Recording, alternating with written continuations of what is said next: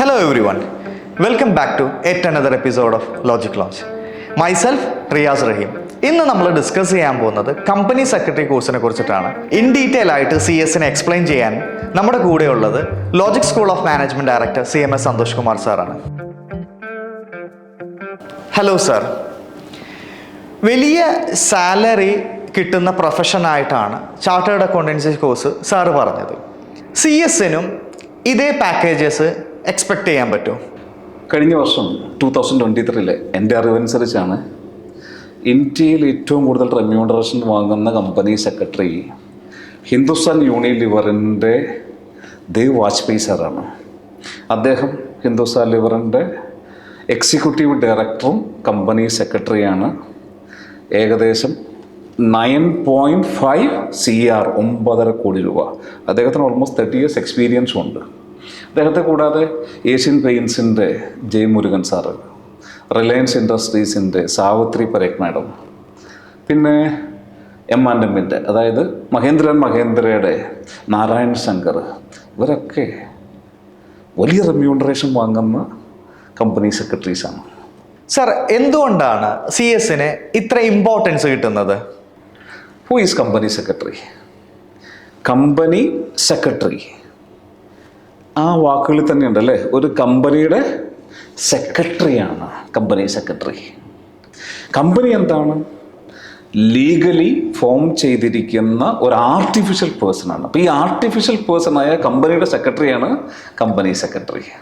നമ്മൾ പല VIPs-നും നമ്മുടെ പ്രൈം മിനിസ്റ്റർ, പ്രസിഡന്റ്, ഇവർക്കൊക്കെ സെക്രട്ടറി ഉണ്ടെന്ന് കണ്ടിട്ടില്ലേ?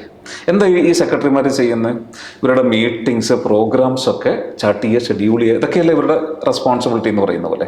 അതേപോലെ ഒരു കമ്പനിയുടെ ആക്ടിവിറ്റീസ് കൃത്യമായിട്ട് പ്ലാൻ ചെയ്യുന്ന ഒരു വ്യക്തിയാണ് ഈ കമ്പനി സെക്രട്ടറി. നമ്മളിനി ഈ സെക്രട്ടറി എന്നുള്ള വാക്കിൻ്റെ മീനിങ്, ശരിക്കുള്ള മീനിങ് എന്താ നോക്കിയാൽ, someone who hold the secret, അതായത് ഒരു കമ്പനിയുടെ സീക്രട്ട് കീപ്പ് ചെയ്യുന്ന വ്യക്തിയാണ് കമ്പനി സെക്രട്ടറി. അദ്ദേഹം ഒരു കമ്പനിയുടെ ടോപ്പ് മാനേജ്മെൻറ്റിൽപ്പെട്ട കീ മാനേജറൽ പേഴ്സണിൽ ഒരാളാണ്.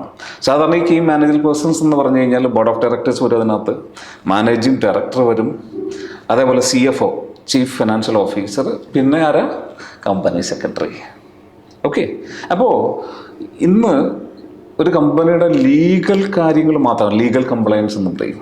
ഈ കംപ്ലയൻസ് മാത്രമല്ല, കമ്പനിയുടെ പല സ്ട്രാറ്റജീസ് ഫോം ചെയ്യുമ്പോൾ, പോളിസി മേക്കിങ്ങിൽ, അഡ്മിനിസ്ട്രേറ്റീവായിട്ടുള്ള കാര്യങ്ങളിൽ, ഈവൺ ഇന്ന് പല കമ്പനികളിൽ ഫൈനാൻഷ്യൽ എക്സ്പേർട്ടായിട്ടുള്ള കമ്പനി സെക്രട്ടറി CFO പോസ്റ്റിലേക്ക് വരെ എത്തിയിട്ടുണ്ട്.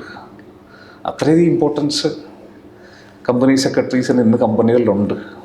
സർ, CS-ൻ്റെ ഓപ്പർച്യൂണിറ്റീസ് ഒന്ന് എക്സ്പ്ലെയിൻ ചെയ്യാവോ? എല്ലാ ലിസ്റ്റഡ് കമ്പനികളും എന്ന് പറഞ്ഞാൽ സ്റ്റോക്ക് മാർക്കറ്റിൽ ലിസ്റ്റ് ചെയ്തിരിക്കുന്ന കമ്പനികൾ, ഇന്ത്യയിൽ 2 പ്രൈമറി മാർക്കറ്റാണ്, സ്റ്റോക്ക് മാർക്കറ്റാണ് ഉള്ളതെന്ന് അറിയാമല്ലോ, നാഷണൽ സ്റ്റോക്ക് എക്സ്ചേഞ്ചും മുംബൈ സ്റ്റോക്ക് എക്സ്ചേഞ്ചും. അപ്പോൾ ഈ സ്റ്റോക്ക് മാർക്കറ്റിൽ ലിസ്റ്റ് ചെയ്തിരിക്കുന്ന എല്ലാ കമ്പനികൾക്കും ആരുണ്ടാവണം? ഒരു കമ്പനി സെക്രട്ടറി ഉണ്ടാവണം. പിന്നെ നമ്മൾ ഈ സംസാരിക്കുന്ന സമയത്ത് ഇന്ത്യൻ സ്റ്റോക്ക് മാർക്കറ്റ് ലോകത്തെ 4th ലാർജസ്റ്റ് മാർക്കറ്റാണ്. ഓക്കെ. പിന്നെ രണ്ടാമതായിട്ട് 10 crores or more ക്യാപിറ്റലുള്ള എല്ലാ കമ്പനികൾക്കും ഒരു കമ്പനി സെക്രട്ടറി ഉണ്ടാവണം.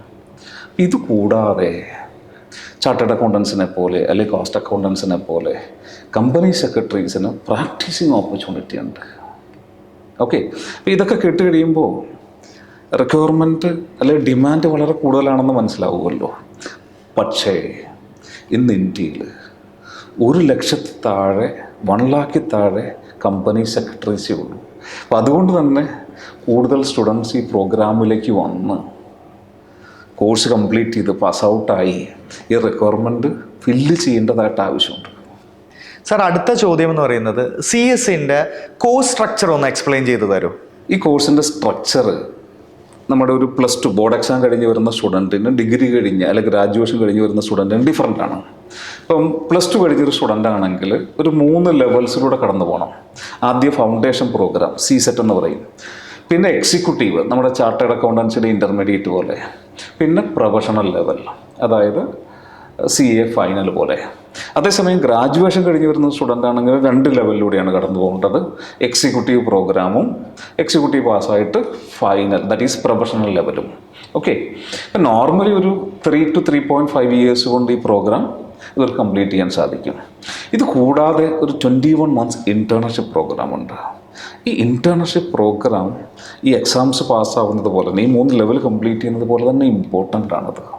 കാരണം ആ ഒരു കോർപ്പറേറ്റ് എക്സ്പീരിയൻസ്, ഞാൻ ഇത് പറഞ്ഞു കഴിഞ്ഞാൽ നിങ്ങൾ ക്ലാസ് റൂമിൽ നേടിയ അറിവുകളിലെ പ്രാക്ടിക്കൽ ആപ്ലിക്കേഷൻ സംഭവിക്കുന്നത് ഈ ഇൻറ്റേർണർഷിപ്പിലൂടെയാണ്. ഇൻഡസ്ട്രി ബെസ്റ്റ് പ്രാക്ടീസസ് നിങ്ങൾ മനസ്സിലാക്കുന്നത്, അതേപോലെ ലീഡിങ് കമ്പനി സെക്രട്ടറീസുമായിട്ട് നെറ്റ്വർക്ക് ഉണ്ടാക്കുക, അവരുടെ കീഴിൽ വർക്ക് ചെയ്തുകൊണ്ട് എടുക്കുന്ന എക്സ്പീരിയൻസ്, ഇതൊക്കെ വളരെ ഇമ്പോർട്ടൻ്റ് ആണ്. ഇതൊക്കെ സംഭവിക്കുന്നത് എവിടെയാണ്? ഈ ഇൻറ്റേർണർഷിപ്പ് പ്രോസസ്സിലാണ്. ഇനി ഇതൊക്കെ കഴിഞ്ഞാൽ, ഇപ്പോൾ ഈ എക്സാംസ് പാസ്സായി ഇൻറ്റേർണർഷിപ്പ് സക്സസ്ഫുള്ളി കംപ്ലീറ്റ് ചെയ്ത് കഴിഞ്ഞാൽ actually that company secretary is an expert എന്നാണ് അസംഷൻ. എന്തിൽ? കോർപ്പറേറ്റ് ഗവേണൻസ്, കംപ്ലയൻസ്, അതേപോലെ തന്നെ സെക്രട്ടറിയൽ പ്രാക്ടീസ്, ഇതൊക്കെ എക്സ്പേർട്ടാണെന്നാണ് നമ്മൾ മനസ്സിലാക്കേണ്ടത്.